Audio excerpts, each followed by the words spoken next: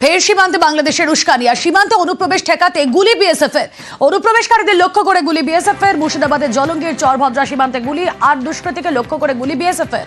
জলঙ্গির চরভদ্রা সীমান্তের নিরাপত্তা আরো জোরদার করা হয়েছে। প্রণব বিস্তারিত জানাতে পারবেন। প্রণব, দেখো, জলঙ্গির চরভদ্রা যে সীমান্ত এলাকা রয়েছে সেখানে গভীর রাতে বেশ কিছু অনুপ্রবেশকারী ভেতরে ঢোকার চেষ্টা করে এবং বিএসএফ তখন বাধা দেওয়ার চেষ্টা করে। বিএসএফ কে উল্টো দিক থেকে তখন আক্রমণ করার চেষ্টা করে, তখনই গুলি করা হয় বলে কিন্তু অভিযোগ এবং 2 থেকে 3 রাউন্ড গুলি চালানো হয়েছে বলে কিন্তু অভিযোগ। তারপরে কিন্তু অনুপ্রবেশকারীরা কিন্তু তোমার পালিয়ে যায় এবং এই ঘটনাকে কেন্দ্র করে যথেষ্টভাবে উত্তেজনা ছড়িয়েছে। যদি বিএসএফ এর এক আধিকারিক বলেন সীমান্তে তোমার নজরদারি আরো বাড়ানো হয়েছে যাতে কোনো রকম ভাবেই এই প্রবেশ না ঘটতে পারে এবং এই এলাকাতে যেহেতু কোন রকম ভাবে ফেন্সিং নেই সেই কারণে প্রায় কিন্তু এই রাস্তাতে চোরাচালান থেকে আরম্ভ করে এবং অনুপ্রবেশের প্রায় ঘটে চলেছে এবং সেই কারণে গতকাল রাত্রিবেলাতেও বেশ একটি দল 7 থেকে 8 জনের একটি দল ঢোকার চেষ্টা করছিল, তখনই কিন্তু বিএসএফ দেখতে পাই, তারপরে গুলি চালানো হয়েছে বলে কিন্তু বিএসএফ আধিকারিকরাও স্বীকার করেছেন।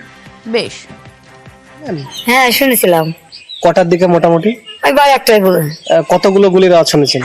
একটাই শব্দ শুনতে পাইছি আমি। এরকম গুলি কি মাঝে মধ্যে হয়? মাঝে মাঝে হয়। কিসের ব্যবসা চলে মোটামুটি?